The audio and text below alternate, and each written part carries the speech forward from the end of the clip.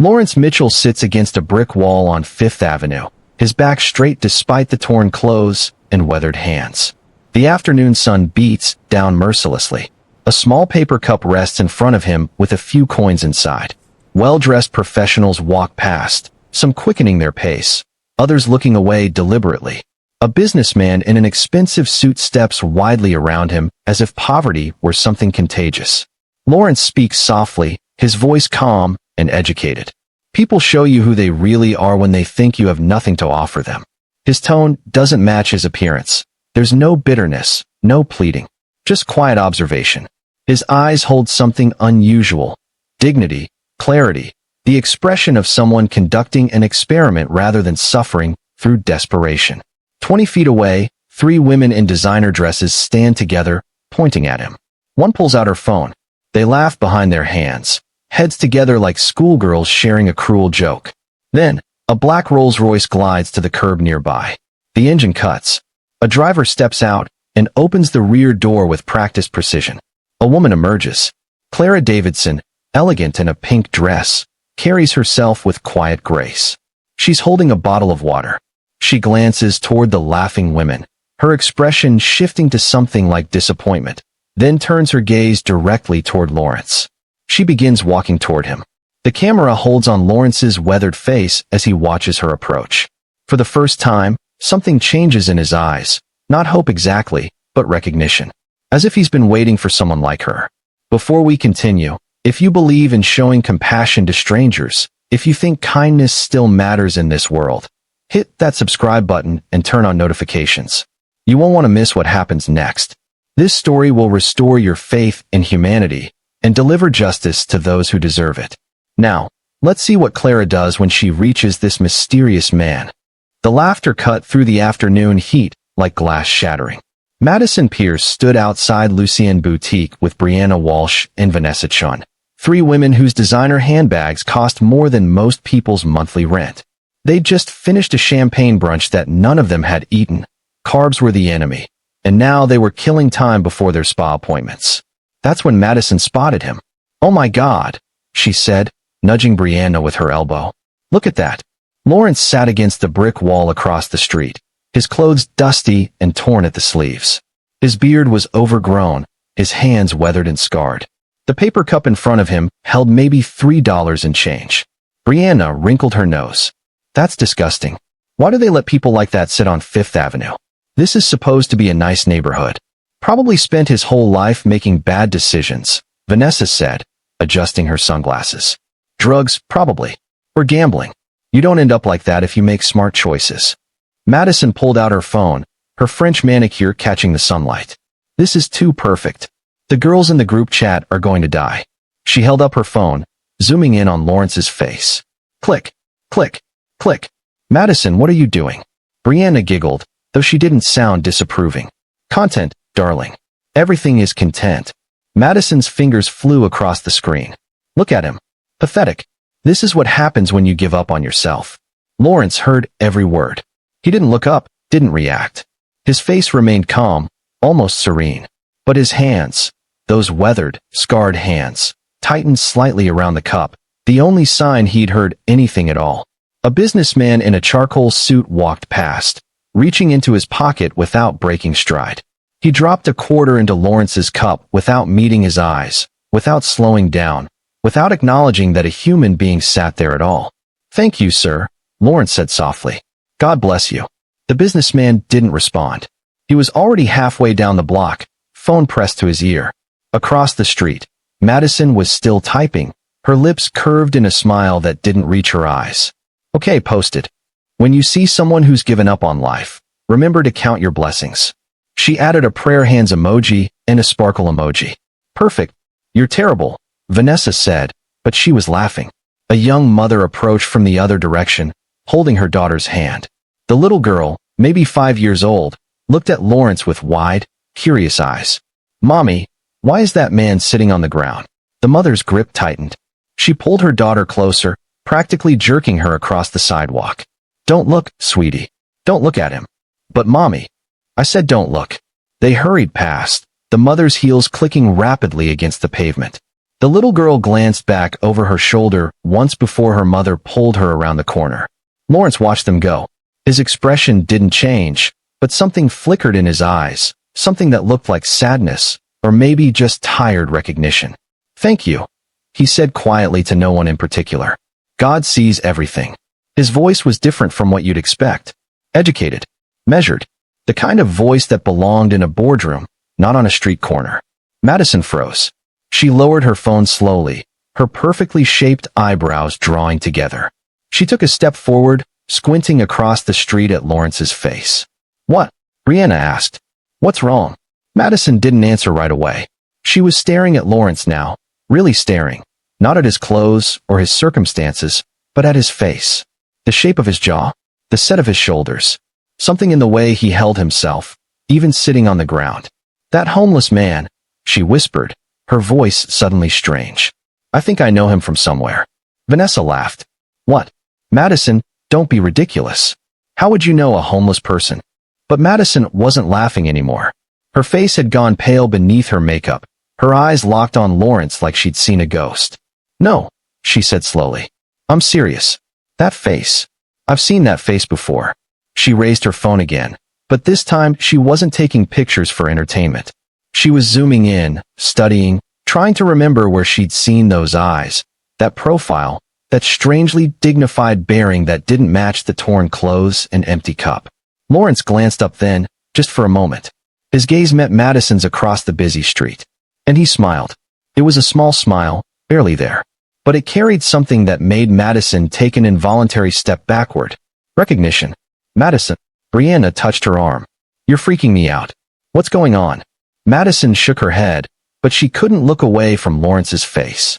Her mind was racing backward through years of charity galas and business dinners, searching for where she'd seen him before. And then, like ice water down her spine, she remembered. "Oh my God," she breathed. "Oh my God, that's..." But before she could finish, a black Rolls-Royce glided to the curb just down the street from Lawrence. The engine purred to silence. A driver in a crisp uniform stepped out and opened the rear door. All three women turned to look. A woman emerged from the car. Elegant. Poised. Wearing a pink dress that spoke of quiet wealth rather than desperate display. She held a bottle of water in one hand. And she was looking directly at Lawrence. Madison's phone slipped in her suddenly sweaty palm. "No," she whispered. "No, she's not." But Clara Davidson was already walking across the street, heading straight toward the homeless man whose face Madison Pierce was suddenly, terribly certain she recognized. Clara Davidson had been fighting a headache for the last hour of her business lunch. The restaurant had been too loud, the conversation too performative. Three executives competing to prove who'd closed the biggest deal, who'd flown first class to which city, who mattered most. She'd smiled through it all, said the right things, signed the partnership agreement. But walking out into the July heat felt like escaping a cage. Her driver, Marcus, had pulled the Rolls-Royce to the curb and was opening her door when she saw him. The man slumped against the brick wall across the street, his head tilted back, eyes half closed. Even from a distance, she could see he was struggling. His chest rose and fell too quickly. His face was flushed despite the shade. Heat exhaustion, she thought immediately. Maybe worse. Marcus followed her gaze. "Ma'am, your next appointment is in 40 minutes. We should." "Wait here, Marcus." Clara reached into her bag and pulled out the bottle of water she'd requested at lunch. Still cold, condensation beating on the plastic. She'd also had them pack a sandwich she hadn't touched. Smoked turkey on whole grain. She wasn't hungry anyway. She crossed Fifth Avenue without hesitation, her heels clicking against the hot pavement. Up close, he looked worse. His clothes were torn and dusty, his beard overgrown and streaked with gray. But it was his hands that caught her attention first, weathered and scarred. Yes, but the fingers were long and elegant. Pianist's hands, her mother would have said. Or a surgeon's. Clara knelt down, ignoring the dirt on the sidewalk and what it would do to her dress. "Sir." Her voice was gentle. "Sir, are you all right? You look unwell." Lawrence's eyes opened slowly. For a moment, he seemed confused, as if he'd forgotten where he was, or perhaps couldn't believe someone was actually speaking to him. Speaking to him, not at him or around him. Then his gaze focused on her face, and something shifted in his expression. Surprise. Maybe even shock. I'm. His voice was hoarse. I'm all right, ma'am. Just the heat. Here. Clara twisted the cap off the water bottle and held it out. Please. Drink this. Slowly. Lawrence took it with both hands, and she noticed the tremor in his fingers. He drank carefully, forcing himself not to gulp despite what must have been terrible thirst. Thank you, he said after a moment. You're very kind. Clara opened the paper bag and held out the sandwich. Have you eaten today? No, ma'am. Not yet. Then please, take this. I'm not going to eat it. Lawrence accepted the sandwich, but he didn't open it right away. He just held it, staring at it like he couldn't quite process what was happening. Clara sat back on her heels, studying him more carefully now. His voice, it was educated, articulate. The way he said, ma'am, the careful grammar even in distress. And his eyes, despite the exhaustion and dehydration, held an unusual clarity. Have you been out here long? She asked quietly. A while. He took another sip of water. 6 weeks, give or take. Is there someone I can call for you? Family? Friends? Something flickered across his face. Pain, maybe, or old grief. No one to call. But I appreciate your concern. A shelter, then. I can have my driver take you. Thank you, no. His voice was firm, but not unkind. I'm where I need to be right now. Clara frowned. That was an odd thing to say. Where I need to be. As if this were a choice rather than a catastrophe. She opened her wallet and pulled out 2 20s. All the cash she had on her. She placed them carefully in his cup, not tossing them like spare change, but setting them down with intention. Please get yourself a real meal, she said. Somewhere with air conditioning. And more water. Promise me. Lawrence looked up at her, and for the first time since she'd knelt down, he really looked at her. Not just at her face, but into her eyes, as if searching for something.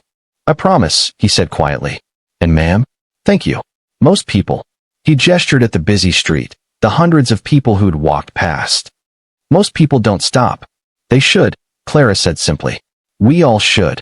She stood, brushing off her dress, and Lawrence struggled to his feet as well, a gesture of respect that surprised her. Even now, even like this, he had manners. God bless you, he said. Clara nodded, suddenly uncomfortable with the gratitude in his eyes. She'd only done what any decent person would do, what any should do. She walked back to the Rolls-Royce, where Marcus waited with the door open. She slid into the cool leather interior, and as Marcus closed the door, she glanced back across the street. Lawrence was eating the sandwich now, slowly, savoring each bite. He caught her looking and raised his hand in a small wave of thanks. Clara waved back.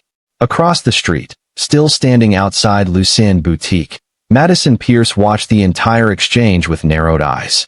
Her perfectly manicured hand gripped her phone so tightly her knuckles had gone white. Brianna leaned close. Do you still think you know him? Madison didn't answer.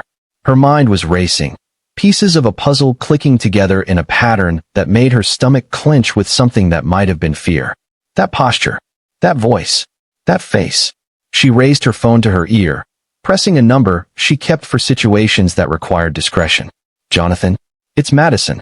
I need you to find out everything about a homeless man sitting on 5th Avenue near Lucien. Everything. His name, his history, why he's there. She paused, watching as Clara's Rolls-Royce pulled away from the curb. And find out who that woman was who just gave him money. The one in the pink dress with the Rolls-Royce. She listened for a moment. Then her voice dropped lower, more urgent. Because if he's who I think he is, that woman just made the biggest mistake of her life. Madison ended the call and slipped the phone back into her purse. When she looked up, Lawrence was staring directly at her across the busy street. And he was smiling. Clara told herself she was just being practical, that she happened to be in the area, that she'd ordered too much lunch and didn't want it to go to waste. But the truth was simpler and more complicated. She couldn't stop thinking about the man on 5th Avenue. When the Rolls-Royce pulled to the curb the next afternoon, Marcus gave her a knowing look, but said nothing. Clara had packed a proper meal this time. Grilled chicken, rice, vegetables, fruit. She'd also brought more water and a first aid kit from her office. Lawrence was in the same spot, sitting against the brick wall with his back straight despite everything. When he saw her approaching, his eyes widened. You came back. Clara knelt down, setting the bag beside him. I did. I wanted to make sure you were okay. Lawrence seemed genuinely at a loss for words. Most people don't come back. Well, I'm not most people. Clara opened the bag and pulled out the containers. I brought lunch. Real food this time, not just a sandwich. Lawrence stared at the meal like it was something precious. This is too much. You don't need to. I know I don't need to. I want to. Clara paused, then added more softly. Would you mind if I sat with you for a few minutes? I'd like to talk, if that's all right. Something flickered in Lawrence's eyes, surprise again, but also something deeper. Gratitude, maybe, or disbelief that someone wanted his company rather than just to ease their conscience.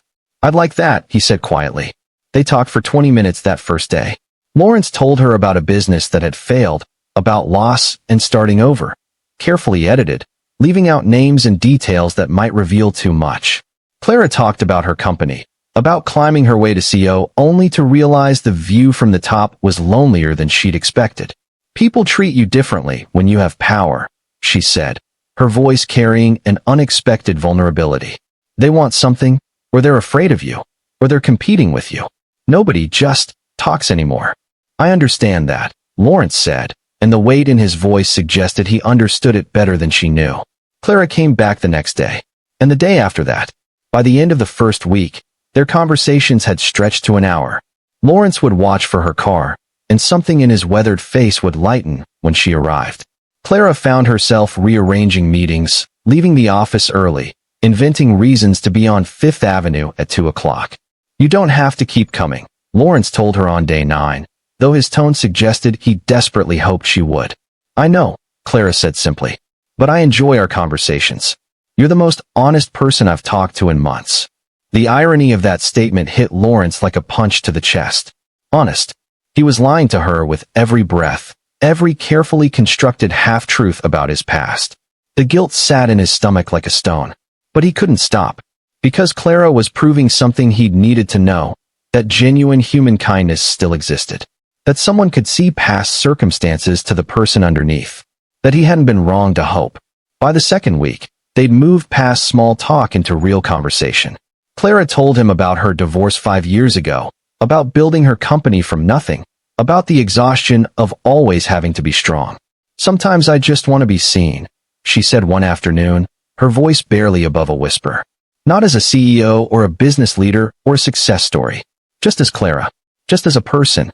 Lawrence looked at her for a long moment. I see you, he said quietly. The person, not the title. And what I see is someone with more genuine kindness than anyone I've met in years. Clara's eyes filled with unexpected tears. She blinked them back quickly, but Lawrence had already noticed. I'm sorry, she said. That's silly of me. It's not silly at all. On day 12, Clara brought him a book, a worn copy of Marcus Aurelius' Meditations. You mentioned philosophy, she said. I thought you might like this. It's an old copy, so don't worry about the condition.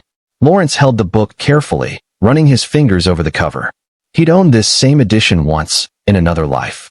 Had quoted it in boardrooms and at conferences. Now he held it with the same reverence, but for different reasons. Thank you, he managed. This means more than you know. Clara smiled. I'm glad. But Lawrence noticed something else too. The way Clara glanced at her phone anxiously before putting it away. The tightness around her eyes that hadn't been there the week before. The careful way she avoided mentioning work. Is everything all right? He asked gently. With your company? Clara hesitated, then sighed. There's been some talk. About me helping you. Some people think I'm being foolish. Maybe you should listen to them, Lawrence said, though the words tasted like ash. I don't want to cause you problems. You're not causing anything. They are. Clara's voice was firm. And I'm not going to stop doing what's right just because it makes other people uncomfortable. Lawrence felt something crack in his chest. The cynicism he'd wrapped around himself like armor. The certainty that no one would choose compassion over convenience. Clara was proving him wrong. Day after day, choice after choice. Across the street, sitting in a coffee shop with a perfect view of Fifth Avenue, Madison Pierce watched through the window. She'd been watching for 2 weeks now, documenting every visit, every conversation, every moment Clara spent with the homeless man Madison was now certain she recognized. Jonathan's report sat on the table beside her untouched latte. She'd read it 3 times, each reading making her more certain and more disturbed. No official records under that description. No arrests, no shelter registrations, no social services contact. It's like he appeared 6 weeks ago out of nowhere. People didn't appear out of nowhere. Not on Fifth Avenue. Not with that bearing, that voice, that carefully maintained dignity despite the circumstances. Madison picked up her phone and snapped another photo through the window. Clara was laughing at something Lawrence had said, her hand briefly touching his shoulder in a gesture of easy affection. "Oh, Clara," Madison whispered to herself. "You have no idea what you're getting yourself into." Back on the street, Clara was preparing to leave. She stood, brushing off her skirt, and Lawrence stood as well.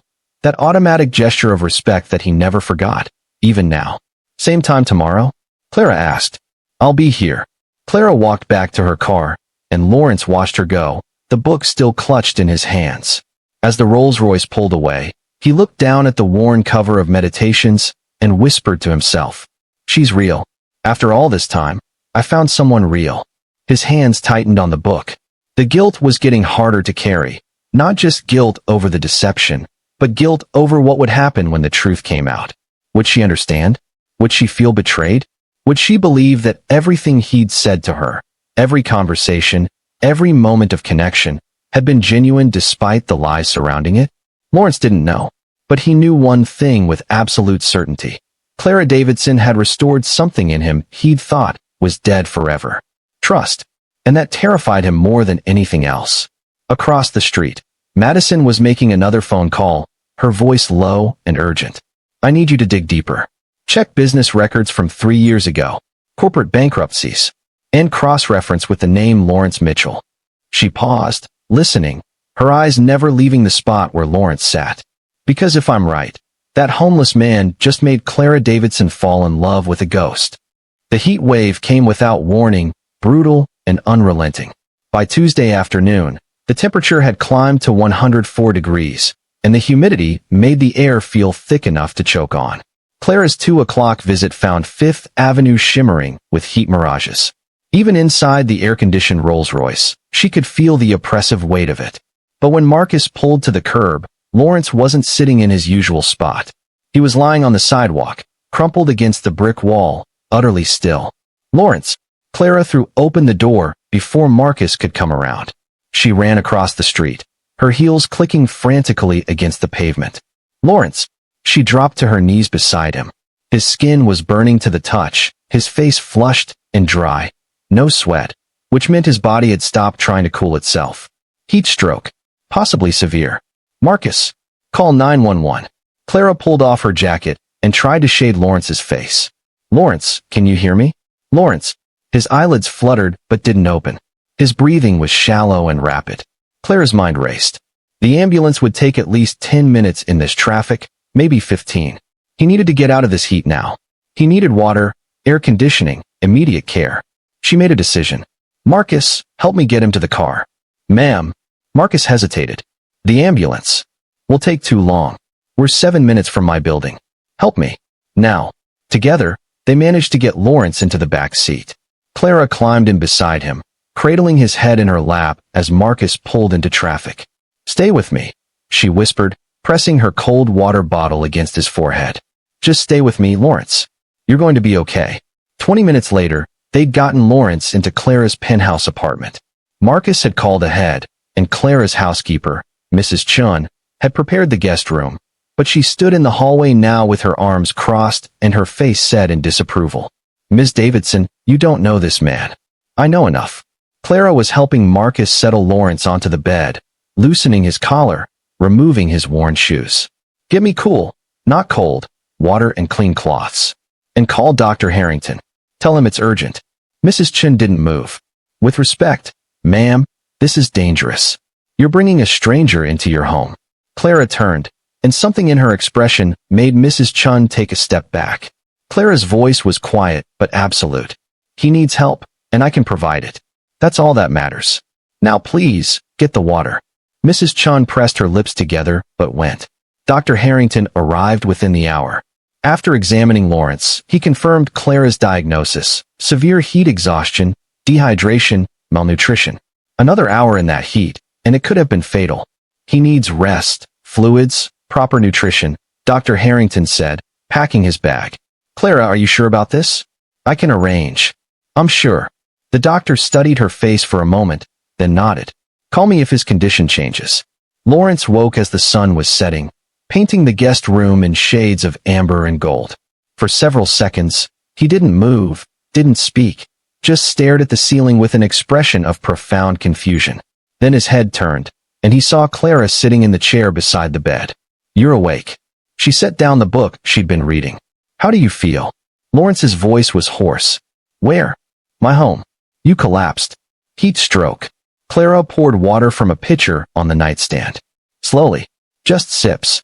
He drank, his hands shaking slightly. When he finished, he looked around the room, at the expensive furniture, the artwork on the walls, the floor-to-ceiling windows overlooking Central Park.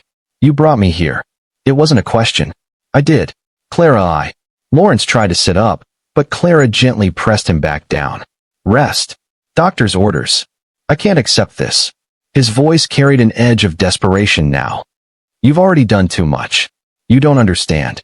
I understand that you collapsed on a street where hundreds of people walked past you without stopping. I understand that you could have died if no one had helped. And I understand that I wasn't going to let that happen." Lawrence closed his eyes. When he opened them again, they were bright with unshed tears. "You don't know me. Not really. You shouldn't." "Lawrence." Clara leaned forward, her voice firm but kind. "For 2 weeks, I've watched you maintain dignity when the world tried to strip it away. You say please and thank you when you have nothing. You ask about my day when your own circumstances are desperate. You quoted Marcus Aurelius from memory. That tells me everything I need to know about your character. But now let someone help you." She stood, smoothing her skirt. "Rest as long as you need. Mrs. Chun will bring dinner in an hour. There are clothes in the closet. They belong to my ex-husband, but they should fit. And Lawrence." She paused at the door. "You're safe here. Whatever happened before, whatever brought you to that street corner, you're safe now." She closed the door softly behind her. Lawrence lay in the elegant bed, staring at the ceiling again. The guilt was a physical weight on his chest now, crushing and inescapable. She'd opened her home to him, put her reputation at risk, offered him genuine sanctuary, and she had no idea who he really was. He thought about telling her. Right now, tonight. Just confessing everything and accepting whatever came next. But what if she didn't understand? What if she felt manipulated, betrayed? What if this beautiful, unexpected connection shattered the moment she learned the truth? Lawrence pressed his palms against his eyes and tried not to think about the ticking clock, about how every day he stayed silent made the eventual revelation worse, about how he'd started this as an experiment and ended up with something that felt dangerously close to real. Outside, in the fading light, Madison Pierce stood across the street from Clara's building. She'd followed the Rolls-Royce, watched Marcus and Clara help the homeless man inside, watched the doctor arrive and leave. Now she lifted her phone and took a photo of the building's entrance, the golden lights spilling from Clara's penthouse windows visible even from the street. She smiled, a cold, calculating expression that never reached her eyes.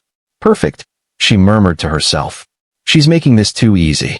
Madison scrolled through her contacts and selected a name, Jennifer Wright, lifestyle reporter for Manhattan Social Magazine. Jennifer owed her a favor. Several favors, actually. The phone rang twice before Jennifer answered. "Jennifer, darling. It's Madison. I have a story for you. A fascinating story about Clara Davidson and her very questionable judgment." She paused, her smile widening. "How quickly can you get something published?" Above, in the penthouse, Lawrence had finally fallen into an exhausted sleep, and Clara stood at her living room window, looking down at the street below, unaware that the choice she'd made today, the choice to help someone in need, was about to cost her everything. If you're still watching at this point, drop a comment with, "I'm still here." Let's see who's truly following this shocking story. And if you haven't subscribed yet, do it now, because what happens next will leave you speechless. The truth is about to come crashing down, and nobody is prepared for it. 2 weeks slipped by like water through fingers, each day blurring into the next in a way that both comforted and terrified Lawrence. He'd recovered physically, his strength returned, his color improved. Mrs. Chun had grudgingly accepted his presence, even starting to leave him small kindnesses, fresh flowers in his room, his favorite tea waiting in the morning. The guest room had become a sanctuary he didn't deserve. But it was the evenings that undid him. Each night, Clara would come home from her office, shed her CEO armor, and join him for dinner. They'd sit at her dining table overlooking Central Park, and they'd talk, really talk, about philosophy, about meaning, about the architecture of a life well lived. Lawrence found himself speaking more honestly than he had in years, even while maintaining the essential lie of his identity. They discussed stoicism, virtue, the difference between success and significance. Clara challenged his ideas, made him laugh, saw through his carefully constructed walls to something truer underneath. And somewhere in those 2 weeks, Lawrence Mitchell, the man who'd sworn he'd never trust anyone again, began to fall in love. The realization terrified him. On Thursday evening, Clara was late. Lawrence waited in the living room, reading, trying not to worry. When she finally arrived at nearly 8 o'clock, he knew immediately something was wrong. Her makeup was smudged. Her eyes were red. She walked past him without speaking, dropped her bag on the console table, and stood at the window with her arms wrapped around herself. Clara. Lawrence set down his book and stood. What happened? She didn't turn around. Board meeting. And they think I'm losing my mind. Her voice was flat, drained of its usual warmth. Bringing a homeless man into my home. Risking the company's reputation. Making decisions based on emotion rather than logic. She laughed, but there was no humor in it. Maybe they're right. Maybe I am being foolish. Lawrence felt something hot and protective flare in his chest, an instinct he'd thought he'd buried 3 years ago when his world collapsed. The need to fix, to defend, to shield her from harm. He crossed the room slowly, stopping a few feet behind her. What did you tell them? That I made the choice I could live with. That helping someone in need doesn't require a cost-benefit analysis. Clara's voice cracked slightly. They looked at me like I was naive. Like I was a child who doesn't understand how the real world works. Do you believe them? I don't know. She turned to face him finally, and the vulnerability in her eyes nearly broke him. I don't know anything anymore. I've spent my entire life building something. My company, my reputation, my success. And now I'm risking all of it for. She gestured helplessly. For what? For someone I've known 3 weeks? Someone who could disappear tomorrow and I'd never see again. Lawrence took a step closer. When he spoke, his voice carried a quiet intensity that made Clara's breath catch. Clara, I've known many people in my life. Rich people, powerful people, people who had every advantage. And I can tell you with absolute certainty, the way you've treated me, a stranger with nothing, shows more character than anything I've ever witnessed. The world tells you you're wrong, but the world is wrong about what matters. Is it? Clara's eyes searched his face. Because right now it feels like compassion is just another word for weakness. Like caring about people is a liability in a world that only values profit and power. Compassion isn't weakness. It's the only thing that makes us human. Lawrence paused, choosing his words carefully. Every single person who walked past me on that street corner made a choice. They chose convenience over conscience. Comfort over connection. They chose to see a problem instead of a person. His voice softened. You chose differently. That doesn't make you foolish, Clara. It makes you extraordinary. Tears spilled down Clara's cheeks. She wiped at them quickly, embarrassed. I'm sorry. This is unprofessional. You're my guest and you're human. And you're hurting. Lawrence wanted to reach out, to touch her shoulder, to offer physical comfort. But he kept his hands at his sides, maintaining the respectful distance he'd preserved since arriving. Don't apologize for that. Clara looked at him for a long moment, and something shifted in her expression. A question forming, or maybe a recognition. Do you really believe that? She asked quietly. That how we treat people who can't repay us matters most. Lawrence held her gaze, and in that moment, he spoke the truest thing he'd said since this entire experiment began. It's the only thing that matters. The silence stretched between them, heavy with meaning neither of them was quite ready to name. Clara took a small step forward. Lawrence didn't move back. You're not what I expected, Clara said softly. When I first saw you on that street corner, I thought I was just helping someone in need. I didn't expect. She trailed off. Didn't expect what? To find someone who understands. Who sees the world the way I do. She smiled, fragile and genuine. To find a friend when I didn't even know how lonely I was. The word friend landed like a stone in Lawrence's chest. Because what he felt, this pull, this connection, this desperate need to be worthy of her faith in him, had moved far beyond friendship. You're not alone, he said quietly. Not anymore. Clara reached out then, her hand finding his. Her touch was warm, tentative, asking permission. Lawrence's fingers closed around hers, and for several heartbeats, they just stood there, connected by something neither of them fully understood, but both recognized as precious. "Thank you," Clara whispered. "For being here. For understanding." Lawrence's throat tightened with emotion. Gratitude and guilt tangled so tightly, he couldn't separate them. "Thank you for seeing me. For treating me like I mattered when the world said I didn't." They stood that way for a long moment, hands joined, the city lights glittering beyond the window like stars. Clara felt something shift in her chest. Not just gratitude or friendship, but something deeper.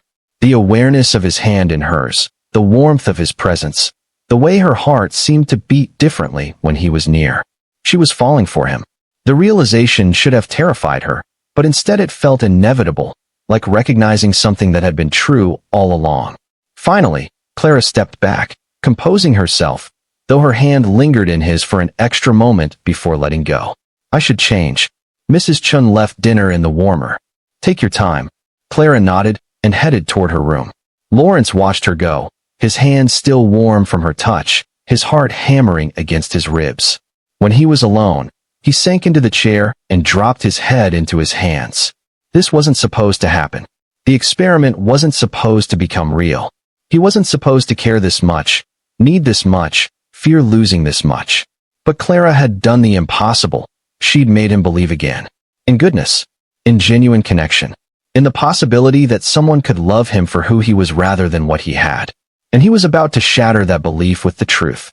Lawrence pulled out the phone he'd kept hidden, a smartphone, not the burner phone a homeless man should have. He stepped into the guest room and closed the door, then dialed a number from memory. "David? It's me." His voice was low, urgent. "It's time to accelerate the timeline. I want everything ready in 3 weeks. The venue, the documentation, the full reveal." He listened to the response, then cut in. "No, I can't wait longer. Every day I stay here under false pretenses is another day I risk losing her completely when the truth comes out." He paused. "Yes, her. Clara Davidson. She's why I'm doing this now." Another pause. "Because she deserves to know who I really am. And because those people who mocked me, who spread rumors about her for helping me, who tried to destroy her reputation, they need to learn that cruelty has consequences." Lawrence ended the call and stood at the window, looking out at the city he'd once ruled and then abandoned. In 3 weeks, everyone would know the truth. Madison Pierce would know. The board would know. The world would know. And Clara, beautiful, compassionate, trusting Clara, would know that the man she'd saved was worth more than everyone who'd walked past him combined. He just prayed she'd forgive him for the lie that made the truth possible. The first article appeared in Manhattan Business Insider on Monday morning. CEO's judgment questioned. Clara Davidson's risky compassion or dangerous naivety. Clara read it over coffee, her face carefully neutral. But Lawrence, sitting across from her at breakfast, saw the way her hand tightened on the tablet, the muscle jumping in her jaw. "Clara, it's fine." She set the tablet down with deliberate calm. "Just gossip. It'll blow over." But it didn't blow over. By Tuesday afternoon, 3 more articles had appeared. By Wednesday, the story had spread to business podcasts and social media. The narrative was always the same. Successful CEO makes questionable decision, brings homeless stranger into her home, possibly being manipulated by a con artist.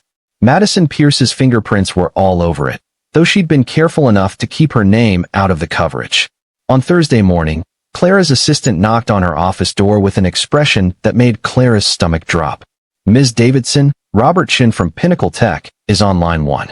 He says it's urgent." Clara picked up the phone. "Robert, good morning." "Clara, I'll be direct." Robert Chin's voice was clipped, all business. "The board has some concerns about recent press coverage. Concerns about your judgment and how it reflects on companies associated with yours." Clara's hand tightened on the receiver. "I see. Our contract is worth $50 million over 3 years.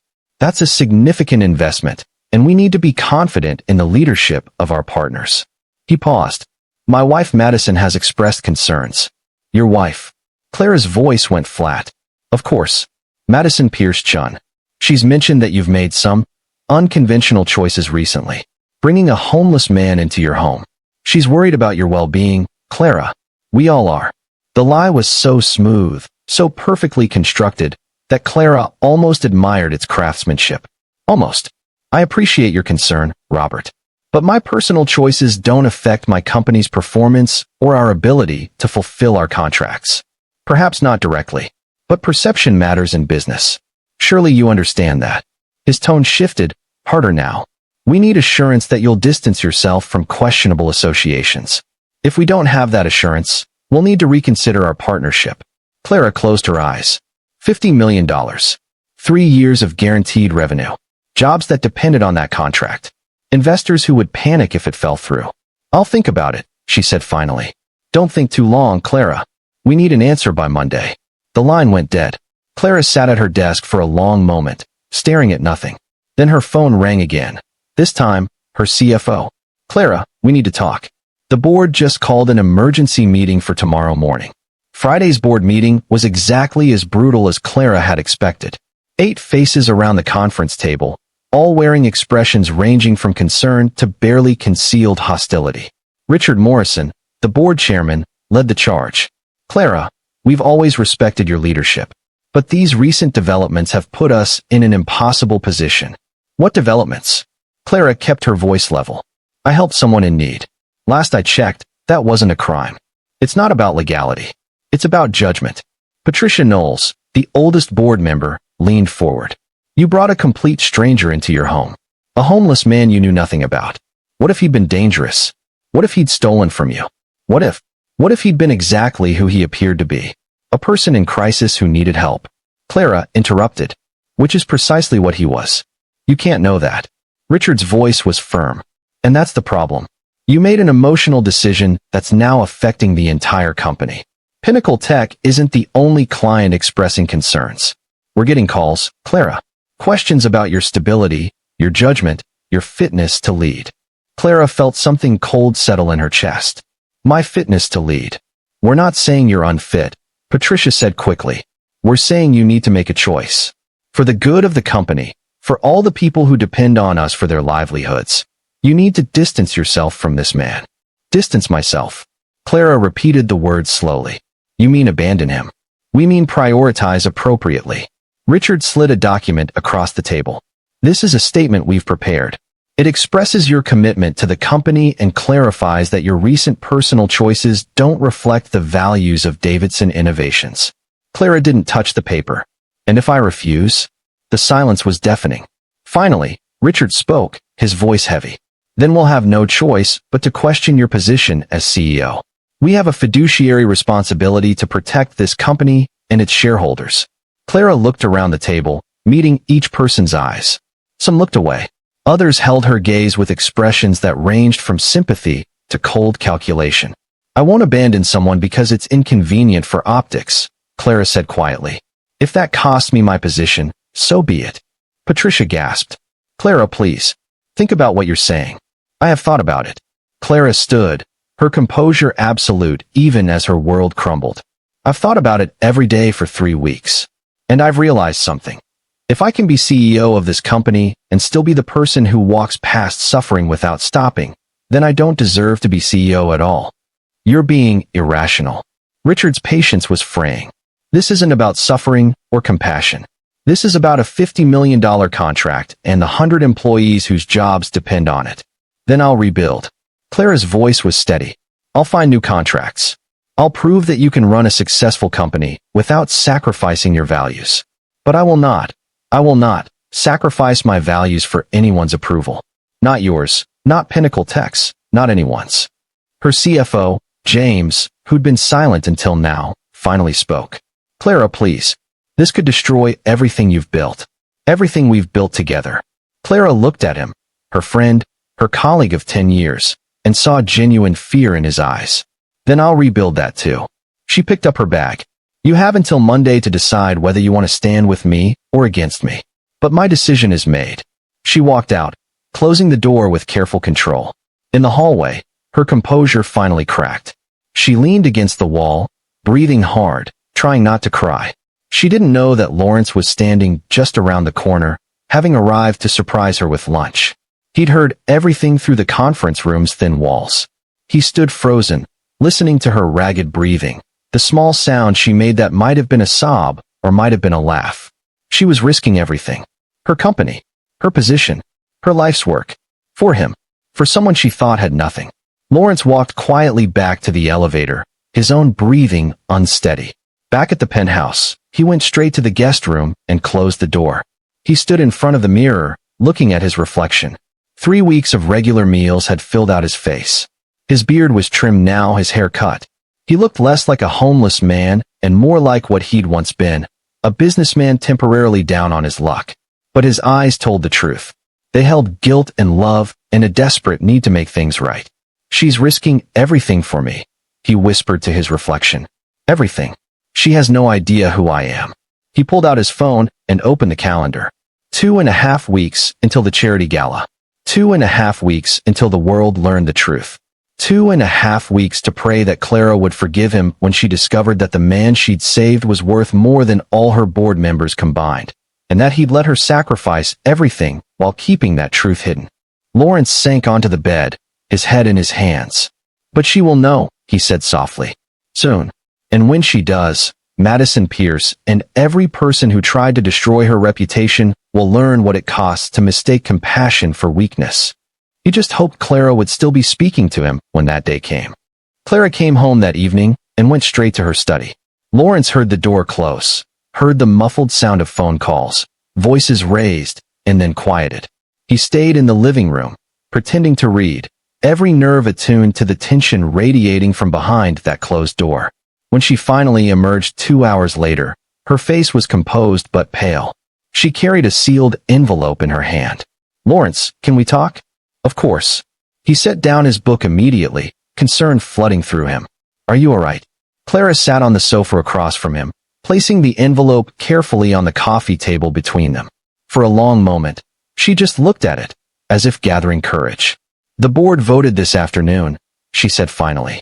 They're giving me 1 week to resolve the situation, or they'll call for a vote of no confidence. Lawrence felt his chest tighten.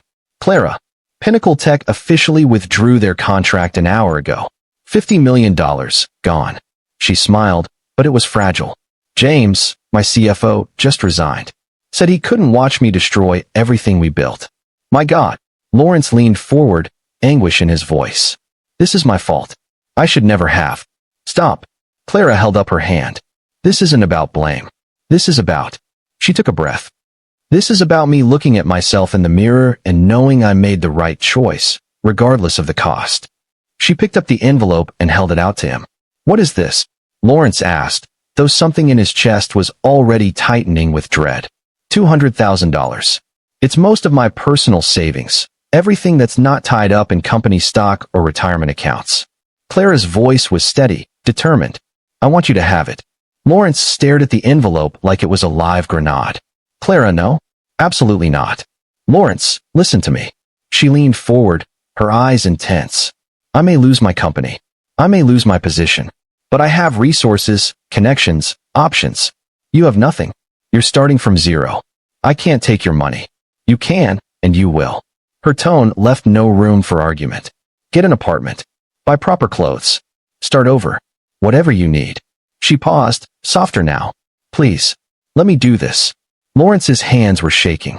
He clasped them together to hide it. Why? Why would you do this? Because you matter. Clara's voice broke slightly. Because in 3 weeks, you've shown me more genuine humanity than most people show in a lifetime. Because when I look at you, I don't see someone who needs saving. I see someone who deserves a chance. She reached into her jacket pocket and pulled out a business card. This is for Michael Torres, my head of operations. When things settle down, when the scandal dies, I want you to call him. There's a position waiting for you at Davidson Innovations. Nothing flashy, but steady work, good pay, room to grow. Lawrence took the card with trembling fingers. He couldn't speak, couldn't breathe. This woman, this extraordinary woman, was offering him everything she had, not knowing he could buy her company 100 times over, not knowing he was worth more than her entire board combined. She was giving him her future because she believed in his. Clara, his voice cracked. He had to look away, blinking hard against the sudden burn of tears. I don't deserve this. You don't know. I know enough. She stood and moved to sit beside him on the sofa. close enough that he could smell her perfume. Lawrence, I don't know if we have a future together. I don't know what happens next for either of us. But I know you deserve a future. A real one. Please take it. Lawrence looked down at the envelope in his hands. $200,000. Her savings. Her safety net. Everything she had to cushion the fall that was coming for her. And she was giving it to a man she thought was homeless. I promise you, he said, his voice rough with emotion. You won't regret this kindness. I swear on everything I am, everything I was, everything I'll be, you will never regret helping me.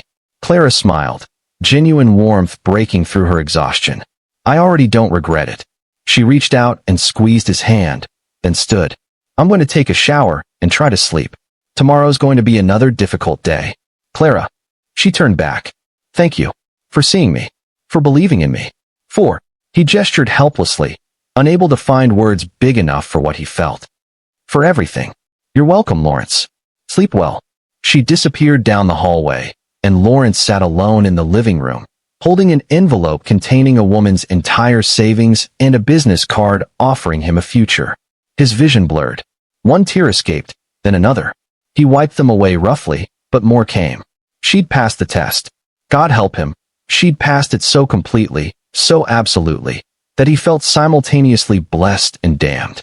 Because now he knew, beyond any shadow of doubt, that Clara Davidson was the rarest thing in the world, genuinely, sacrificially good. And he'd lied to her every day for 3 weeks. Lawrence stood and walked quickly to the guest room. He pulled out his phone with shaking hands and dialed. David, it's me. Change of plans. Lawrence. What's wrong? You sound. The gala. Move it up. I want everything ready in 4 days. Silence on the other end. Then, for days? That's not enough time to. Make it enough time. Lawrence's voice was steel now, the voice of a man who'd once commanded boardrooms and billion-dollar decisions. Contact the venue, the caterers, everyone. Tell them money is no object. I want it perfect. Lawrence, what happened? She gave me everything, David. Everything she has. His voice broke again. She's losing her company because of me, and she gave me her savings. She offered me a job. She's sacrificing her entire life, and she thinks I'm nobody. Jesus. Contact my legal team. I want them to prepare documentation for an immediate capital infusion into Davidson Innovations. Enough to replace that lost contract 10 times over. Enough to make her board look like fools for doubting her. Lawrence paced the room, adrenaline and emotion coursing through him. And I want them to prepare a protection package. If anyone, and I mean anyone, tries to harm her reputation or her business after the reveal, I want legal action ready to deploy instantly. Consider it done. 4 days, David. Can you do it? For this? For her? We'll make it happen. Lawrence ended the call and sat on the edge of the bed, still holding Clara's envelope and business card. In 4 days, the world would know the truth. Madison Pierce would know. The board would know. Clara would know. And those who'd laughed at him, who'd mocked Clara for helping him, who'd tried to destroy a good woman for showing compassion, they would learn exactly what it cost to mistake kindness for weakness. Down the hall, Clara stood in her bathroom, water from the shower running while she sat on the closed toilet lid, fully clothed, staring at her phone. 43 text messages. 17 emails. 6 voicemails. Colleagues, business associates, even friends, all saying variations of the same thing. You're making a mistake. You're throwing away everything. That man is using you. Clara scrolled through them slowly, reading each one. Then, with deliberate calm, she began deleting them.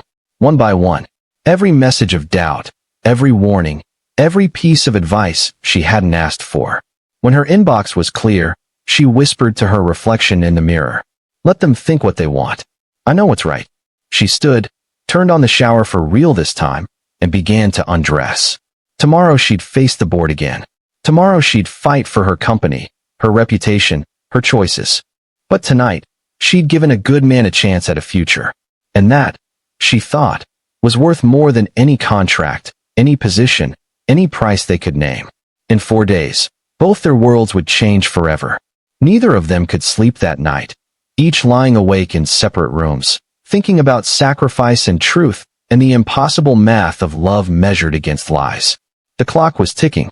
The Davidson Innovations annual charity gala was held at the Grand Meridian Hotel, a glittering affair of crystal chandeliers and champagne towers. Clara had insisted on attending despite her board's objections, despite the whispers that would follow her, despite everything. And she'd insisted Lawrence come with her. He stood beside her now in a borrowed suit, navy blue, well-fitted, transforming him from the man she'd found on Fifth Avenue into someone who could almost pass for one of the wealthy donors filling the ballroom. Almost. There was still something about him that set him apart, a quality Clara couldn't quite name. Dignity, maybe. Or quiet certainty. "You don't have to do this," Lawrence said softly as they stood at the ballroom entrance. "I can wait in the car. I want you here." Clara took his arm. "Let them stare. Let them whisper.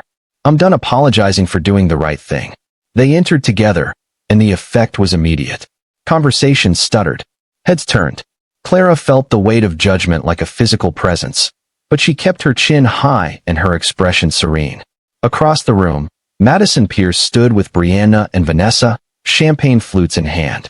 When she saw Lawrence, her eyes widened, then narrowed with vindictive satisfaction. "Oh, this is perfect," Madison murmured. "She actually brought him. To a charity gala. She's lost her mind." Brianna giggled nervously. "Should we say something?" "Not yet." Madison pulled out her phone. "Let her embarrass herself first. Then we'll make sure everyone knows exactly what kind of judgment Clara Davidson has." The evening progressed with excruciating slowness. Clara greeted guests with practiced grace while Lawrence stayed quietly at her side, speaking when spoken to, deflecting questions about his background with vague politeness. Then, halfway through dinner, the lights dimmed. Clara looked around, confused. This wasn't scheduled. The charity video presentation wasn't supposed to start for another hour. A screen descended from the ceiling. Images flickered to life. News footage of homeless shelters being built, addiction recovery centers, job training programs. A voiceover began. "For 3 years, TechVista Corporation's anonymous benefactor has donated over $400 million to humanitarian causes worldwide. Tonight, for the first time, the founder reveals his identity." Clara's breath caught. TechVista. She knew that company. Everyone in tech knew TechVista. It had been a rising giant until its catastrophic collapse 3 years ago. The founder had disappeared after the bankruptcy, rumored to have lost everything. But apparently, he'd rebuilt. Beside her, Lawrence stood. His posture changed completely. The slight protective hunch disappeared, replaced by a bearing that commanded attention. He began walking toward the stage, and Clara watched in growing confusion as every eye in the room followed him. He climbed the stage steps with absolute confidence, took the microphone, and when he spoke, his voice carried the authority of someone accustomed to being heard. "Good evening.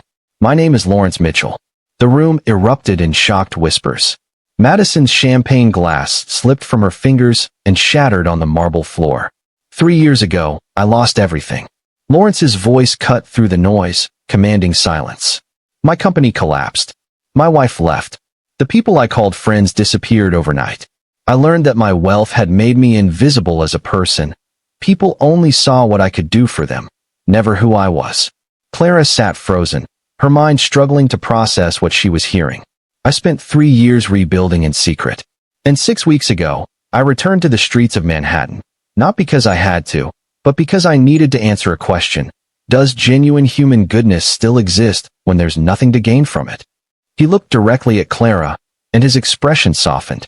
"I sat on Fifth Avenue for 6 weeks. 1,473 people walked past me. 117 showed me kindness, $1, a meal, a word of encouragement." His voice grew quieter, more intimate. "One person gave me everything." Clara's eyes filled with tears. Clara Davidson saw a man struggling in the heat and stopped. "She didn't just give me water, she gave me dignity. She spoke to me as an equal when the world said I was nothing. And when I collapsed, she brought me into her home despite every voice telling her not to."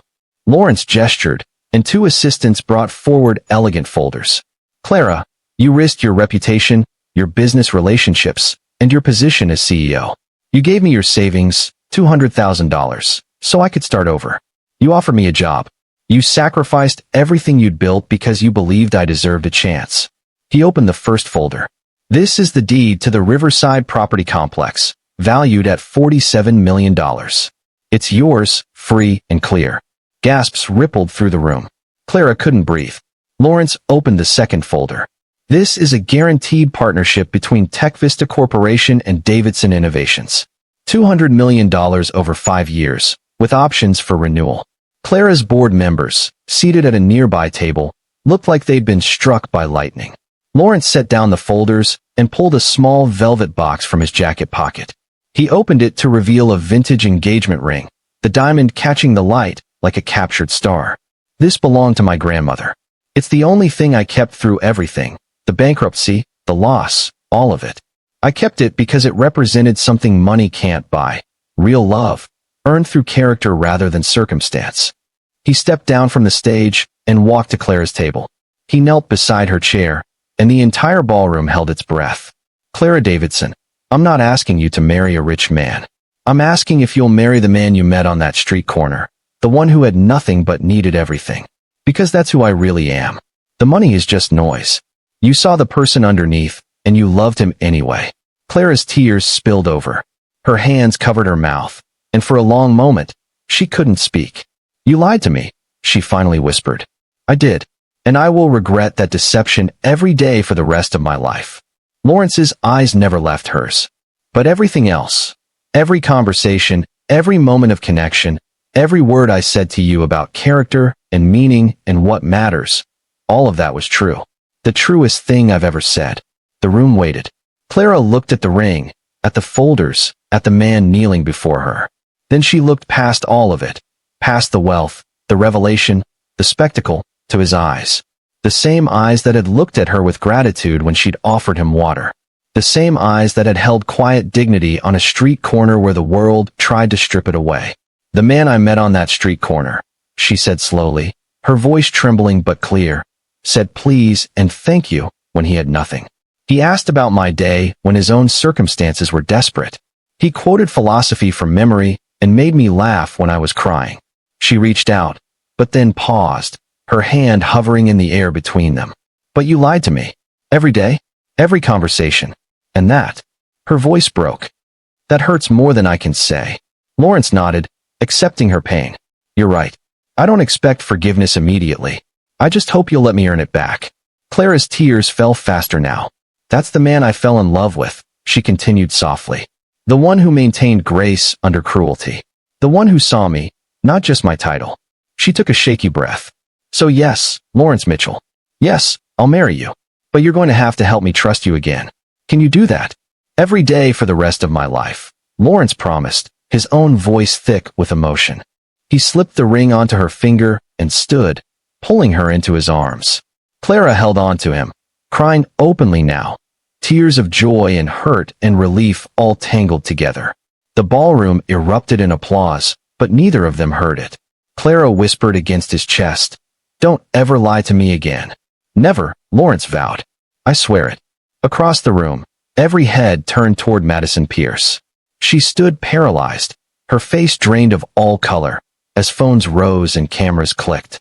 Everyone remembered now, remembered the photos she'd posted, the rumors she'd spread, the cruelty she'd shown. Brianna stepped away from her quickly. Vanessa was already moving toward the exit. Madison's husband, Robert Chun, stared at Lawrence with dawning horror, realizing he'd just withdrawn a $50 million contract from the woman who had the personal backing of an $800 million philanthropist. Madison tried to slip toward the door, but Lawrence's voice stopped her. Madison Pierce Chun. His voice carried across the ballroom, amplified by the microphone he still wore.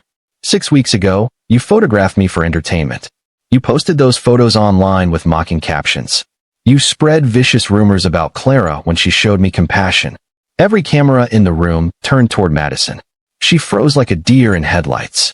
I want you to know, Lawrence continued, his voice calm but absolute, that every person who showed me genuine kindness during those 6 weeks will receive life-changing support. Jobs, housing, education, medical care. Not because they knew who I was, but because they proved who they are. He paused, letting that sink in. You proved who you are too. The silence was deafening. Madison's face crumpled, and she turned and fled from the ballroom, leaving a wake of whispers and judgment behind her. Lawrence turned back to Clara, his expression softening. The microphone was off now, their moment private despite the crowd.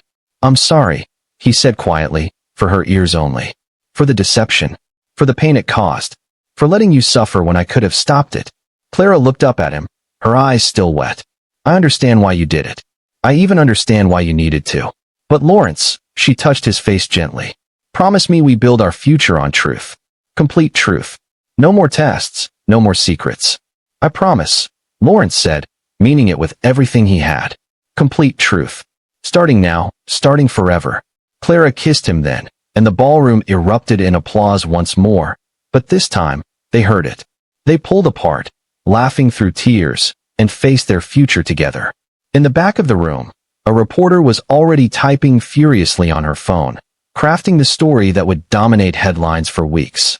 Billionaire's secret test exposes society's cruelty, and one woman's extraordinary compassion. The applause was still thundering through the ballroom when Clara finally pulled back from Lawrence's embrace, though she kept his hand firmly in hers. Tears streamed down her face, but she was smiling, really smiling, for the first time in weeks. Are you all right? Lawrence asked softly. Clara laughed, the sound slightly breathless. I don't know. My entire world just turned upside down. Ask me again tomorrow. Around them, the crowd pressed closer, board members with stunned expressions, guests pulling out phones, reporters scribbling frantically. But before they could be completely surrounded, Richard Morrison pushed through, his face pale and stricken. Ms. Davidson, we had no idea. If we'd known. If you'd known what, Richard? Clara's voice was gentle but firm, her CEO composure returning even as she wiped tears from her cheeks. If you'd known he was wealthy, you would have approved? That's exactly the problem. His worth as a human being didn't change. Your perception did. Richard opened his mouth, closed it, then nodded slowly. You're right. I apologize. We were wrong to doubt you. Patricia Knowles was next, tears in her own eyes. Clara, we should have trusted your judgment. We should have believed in you. You should have believed that compassion matters more than contracts, Clara said, squeezing Lawrence's hand. But I understand. Fear makes us all smaller than we want to be. What matters now is what we do next. She wasn't angry. Lawrence could hear it in her voice. She was simply stating truth, offering them grace they hadn't earned. It was one of the things he loved most about her. Across the room, Robert Chun was pushing through the crowd, his expression desperate. He reached them breathless and pale, his wife's humiliating exit still fresh in everyone's minds. Mr. Mitchell, Ms. Davidson, please. I had no idea. My wife, she told me. He gestured helplessly.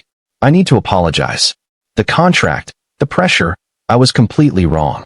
Lawrence turned to face him, his expression calm but unyielding. Mr. Chun, I don't need your apology. Robert blinked. What? Your wife photographed a suffering human being for entertainment.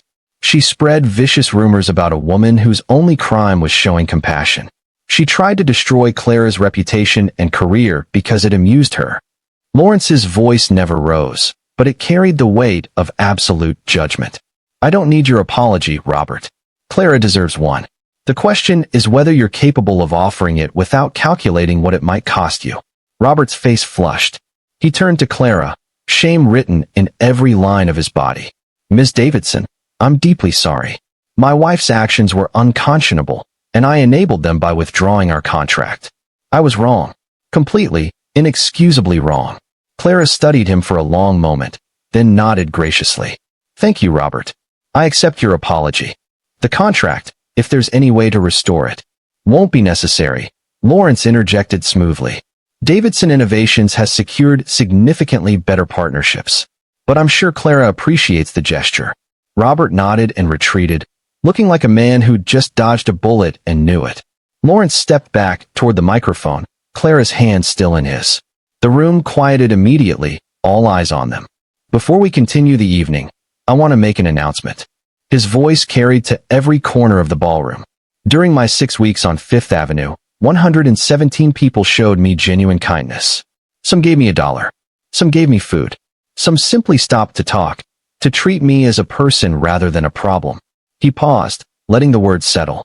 Each of those people will be contacted by my foundation within the week. They will receive support tailored to their needs, job opportunities, housing assistance, education funding, medical care, whatever will most meaningfully improve their lives. Not because they knew who I was, but because they proved who they are. The room erupted in applause again, and this time Lawrence let it wash over them for a moment before continuing. There's a truth I learned during those weeks. When you give to someone who can never repay you, you discover what kind of person you really are. He looked at Clara, his expression tender. Clara Davidson gave me everything when she thought I was nothing. She risked her career, her reputation, her life's work, not for recognition or reward, but because it was right. His voice grew stronger, addressing the entire room now. I spent 3 years believing the world was exactly as cruel as it appeared. That people were fundamentally transactional. That goodness was a fairy tale we told ourselves to feel better about our own selfishness. He turned back to Clara, taking both her hands in his. You prove that one person's goodness can outweigh 1,000 people's indifference. You prove that character matters more than circumstances, that compassion is strength rather than weakness. You prove that everything I'd lost faith in was still real, still possible, still worth believing in. Clara's tears started again, but she was smiling through them. You gave me something too, she said softly, her voice carrying in the hushed ballroom. You reminded me why I started my company in the first place. Not to impress boards or secure contracts, but to build something meaningful. To be someone who matters for the right reasons. Lawrence pulled her close, and they stood together in the center of the ballroom, surrounded by applause and camera flashes and the weight of a truth that would echo far beyond this single evening. James, Clara's former CFO, pushed through the crowd, his face red and his eyes downcast. Clara, I resigned too quickly. I let fear override loyalty. If you'll have me back. Clara looked at him for a long moment, then smiled sadly. James, I appreciate that. But I think we both need a fresh start. I'll give you a glowing recommendation, and I hope you find a position that values both profit and principle. James nodded, accepting the gracious rejection, and backed away. Later, much later, after the gala had ended and the guests had departed and the story had begun its spread across news sites and social media, Lawrence and Clara stood together at the window of her penthouse. The city stretched out below them, a galaxy of lights against the dark sky. Clara leaned against Lawrence's shoulder, the engagement ring catching the ambient glow. I still can't quite believe this is real, she murmured. That you're real. That any of this happened. It's real. Lawrence pressed a kiss to her hair. All of it. The man on the street corner, the conversations at your dinner table, the gratitude for your kindness. All real. And the $800 million. Less real, in the ways that matter. He turned her to face him. Clara, I would have fallen in love with you whether I had money or not. But I needed to know, I needed absolute certainty, that you love me the same way. Not for what I could provide, but for who I am. I do, Clara said simply. I did from the moment you quoted Marcus Aurelius and made me see that success without compassion is just expensive failure. She paused, then added more seriously. But Lawrence, we need to talk about trust. About rebuilding it. I know. He cupped her face gently. And I'll spend as long as it takes proving that you can trust me again. Complete transparency. Complete honesty. I'll earn back what the deception cost. I believe you, Clara said. And I forgive you. Not because the revelation was spectacular or because of the money, but because I understand why you needed to know. After what you went through, after that betrayal. I understand. They stood in comfortable silence for a moment, and then Clara noticed something in the window's reflection. The angle caught the street below, and in the distance, barely visible, was Fifth Avenue, the corner where she'd first found him. Look, she said softly, pointing. Lawrence looked, and his throat tightened. That empty street corner, innocent and ordinary now, where his world had cracked open and reassembled itself into something new. That's where it started, Clara said. Where everything changed. No, Lawrence corrected gently. That's where I learned what I'd forgotten. That there are still people like you in the world. People who stop when everyone else walks past. People who see humans instead of circumstances. He turned her to face him fully, his hands framing her face. Thank you, Clara. For saving me. Not my life, my faith in life. Clara smiled, standing on her toes to kiss him. Thank you for letting me. They turned back to the window, hands intertwined, looking out at the city lights. Two people who'd found authentic connection in a superficial world. Two people who'd proven that character mattered more than circumstances, that compassion could be rewarded, that cynicism could be cured by a single act of genuine kindness. Below them, the city pulsed with life. Millions of people, thousands of stories, countless moments of choice between cruelty and compassion, indifference and intervention. And somewhere in that sprawling metropolis, Madison Pierce sat alone in her apartment, scrolling through the news articles and social media posts that would ensure she'd never be seen the same way again. Not ruined, perhaps. Her husband's money would cushion that fall, but exposed. Known for who she really was when she thought no one important was watching. Justice, Lawrence had learned, wasn't always about punishment. Sometimes it was simply about truth, about making sure people understood the weight of their choices, the cost of their cruelty, the consequences of mistaking kindness for weakness. Clara squeezed his hand. What are you thinking about? That I spent 3 years testing whether the world deserved my faith, Lawrence said quietly. And you spent 3 weeks proving that it does. Not the world, Clara corrected. Just people. One person at a time, making one choice at a time. One person is enough, Lawrence said. You were enough. They stood together as the city lights twinkled below, proof that even in a world that often valued the wrong things, genuine goodness still existed, still mattered, still changed everything. And in the reflection of the window, superimposed over the glittering skyline, that empty street corner remained visible, a reminder of where everything had begun, and why it mattered that Clara Davidson had been the kind of person who stopped when everyone else walked past. That was enough to restore faith in everything. If this story touched your heart, if it reminded you that compassion still matters in this world, do 3 things right now. First, hit that subscribe button. I share more stories like this that will restore your faith in humanity. Second, share this video with someone who needs to remember that kindness is never wasted. And third, drop a comment telling me, would you have stopped to help Lawrence on that street corner? Be honest. This story proves that one person's choice to show compassion can change everything. Thank you for watching. And remember, the world is only as cruel or as kind as we choose to make it. See you in the next story.